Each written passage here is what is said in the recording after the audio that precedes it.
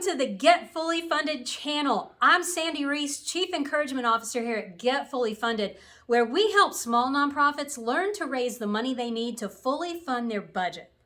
I am here to help you master the art and science of fundraising tip by tip, and I've got a really good one for you today.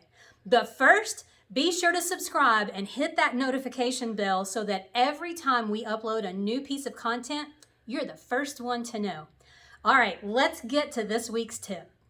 I'm a big believer in planning because the truth is, if you have no plan for fundraising or for anything in your nonprofit, you can spend a lot of time being busy, but not necessarily being productive.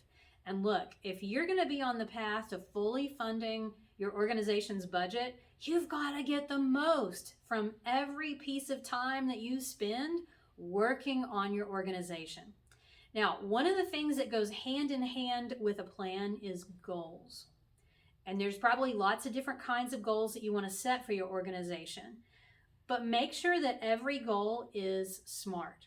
SMART is an acronym that stands for specific, measurable, actionable, realistic, and time-bound. And the whole point of using SMART goals is that it forces you to be very clear about that goal.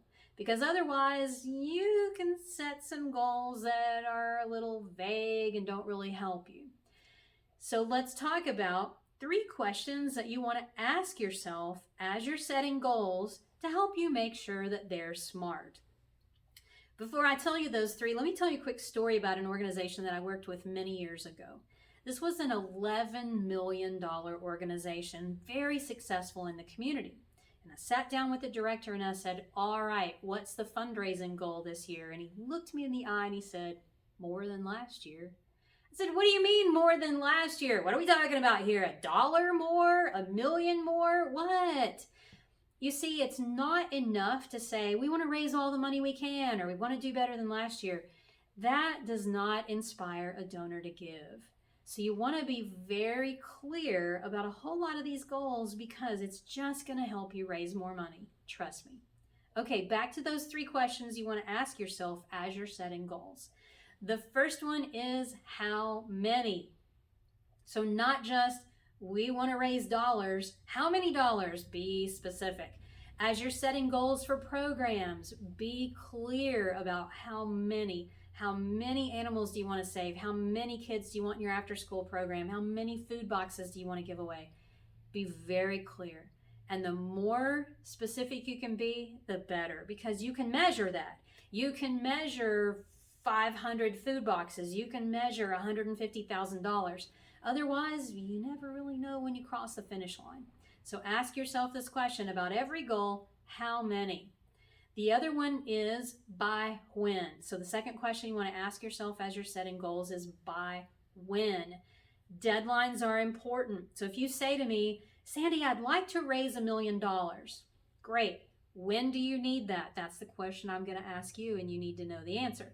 Because there's a real difference between I want to raise $1 million in the next 6 months versus the next 6 years. If you stretch a goal out far enough, you can hit it. Doesn't matter what it is. So you need to put the by when. Make sure that all your goals have a deadline. And the third question that I want you to ask is, who's doing it? So for some organizations, and maybe this is yours, who in your organization is going to get this done? Who's going to work toward this goal? Who's responsible for the things that are going to happen for you to meet that goal? And you need to be clear about that. Now, if you are the sole person in your organization, it may all fall on you. But then you may want to think about volunteers that can help, or maybe you can get an intern, or maybe you can outsource something. Even if it all falls on you, that's totally fine. You need to be really clear about who's responsible and who's going to help get these things done. So as you're setting goals, keep these 3 questions in mind. How many, by when, and who's going to do it? That's going to help you set SMART goals. And by the way, I'm going to drop a link here in just a minute that's going to take you over to an article on our blog that's going to give you more details about how to set SMART goals.